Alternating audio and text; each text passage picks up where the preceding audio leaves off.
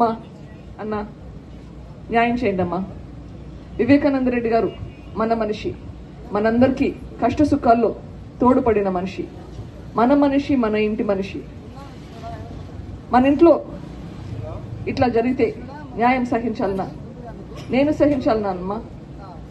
మీ ఇంట్లో ఇట్లా జరిగితే మీరు ఊరుకుంటారా అన్న? మీరు ఊరుకుంటారా? ఆలోచించండి. ఇంత అన్యాయం జరిగింది.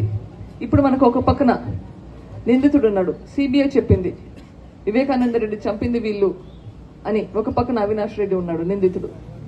ఒక పక్కన రాజశేఖర రెడ్డి గారి కూతురు షర్మిలమ్మ ఉంది. మీరు నిందితుడు వైపా న్యాయం వైపా మీరే అడగండి.